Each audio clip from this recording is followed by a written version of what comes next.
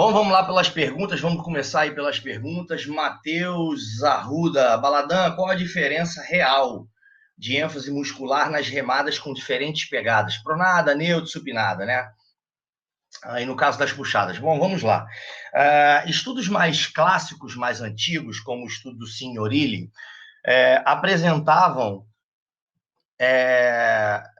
vantagens para a pegada mais aberta, e a simplesmente alegação, né, a explicação biomecânica, era que, obviamente, você tinha menor relação de trabalho para a articulação do cotovelo, né? Então, como você tinha menor trabalho, que é força vezes deslocamento, você tinha menor ângulos de flexão e extensão do cotovelo, então, consequentemente, você tinha menos ação muscular do bíceps. Ocorre que os estudos mais clássicos, mais antigos, tinham muitas limitações, não eram equalizados, tinham uma série de limitações que os estudos mais novos corrigiram. A ciência, ela anda, e cada estudo ele tem um propósito de ir colocando um tijolinho a mais na ciência. A gente tem estudos mais recentes, né? E profissionais que corroboram com essa minha informação que eu vou passar para vocês. Inclusive, tem um artigo extremamente recente, né, que eu já gravei uma aula extremamente detalhada, mostrando e esmiuçando dentro da Universidade Raifit. O pessoal pode escrever aqui. O César Pinheiro adorou essa aula, fez comentários de tudo sobre essa aula. O César Pinheiro está aí presente. Estudos bem recentes mostrando não haver essa diferença absurda, tá? Para ativação muscular com pegada fechada, com pegada aberta, em se tratando de melhora na atividade do latíssimo do dorso. Parece que o Instagram deu um pauzinho aqui. Deixa eu ver aqui o Instagram. Daqui a pouco eu ligo o Instagram.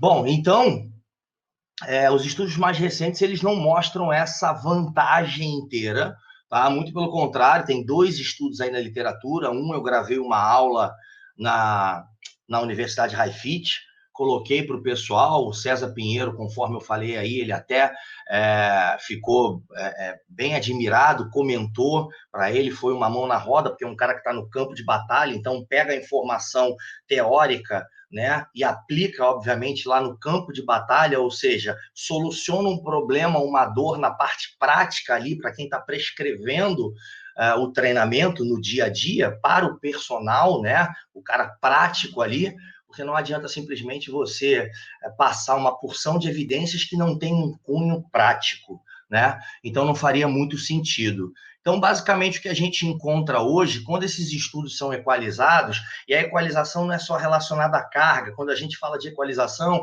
é equalização em relação ao trabalho. Exemplo, quanto de trabalho, que é força vezes deslocamento, a articulação glenumeral vai atuar, e quanto de deslocamentos, força vezes deslocamento de trabalho, a articulação do cotovelo vai atuar.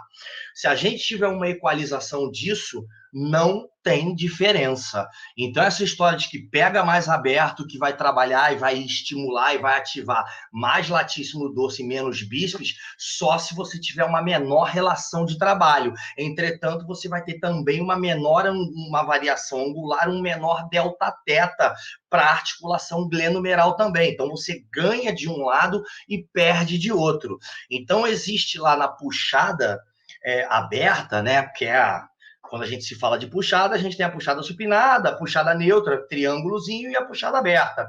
Não vou nem entrar aqui em questionamento a puxada por trás, que praticamente hoje em dia não é utilizada. Não é que seja um exercício contraindicado, mas é um exercício extremamente delicado, principalmente movimentos de abdução com rotação externa.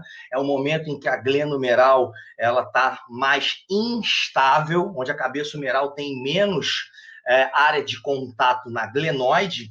Então, para suportar esse estresse de rotação, rolamento e deslizamento, que é o movimento que o húmero faz sobre a glenoide, estruturas como cápsula articular e manguito rotador precisam suportar esse estresse. Então, essas estruturas, elas sofrem muito mais para essa puxada por trás. Então, vamos deixar a puxada por trás e, voltando aqui à pergunta do Matheus, a gente conversa sobre as 3 puxadas. Então, quando a gente fala de uma relação de trabalho, a gente pensa por crença, e aí tem muita crença na musculação. Se o meu objetivo é latíssimo no dorso, eu vou pegar aqui, né? Quase uma mão numa janela da academia e a outra mão numa outra janela. Se tivesse uma barra de 4,5 metros, eu tenho certeza que alguém ia querer agarrar 4,5 metros e ia fazer assim, ó. E, na verdade, quanto mais aberto você tem, se essa distância é maior do que 2 vezes a distância biacromial, você não consegue fazer nem adução e simplesmente extensão de ombro. Nem adução de escápula e nem extensão de ombro. E a rotação medial. Então, já começa a perder relação de trabalho, que é força vezes deslocamento. Então, você tem que ter, na verdade, de forma individual, uma relação de distância do acrômio. Por isso que os estudos, quando eles relacionam a distância da pegada da barra, eles falam distância biacromial, 1,5 da distância biacromial, ou até no máximo 2 vezes a distância biacromial. Só que essas pessoas que trabalham com distância 2 vezes biacromial são pessoas que têm a envergadura absurdamente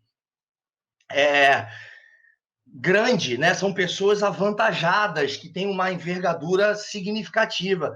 Um brasileiro de 1,70 m, 1,80 m, vai trabalhar com 2 vezes a distância biacromial, vai ter uma relação muito pouca de trabalho para a relação glenomeral. Não vai ter praticamente nada de cotovelo, mas também não vai ter praticamente nada de atuação ali na glenomeral.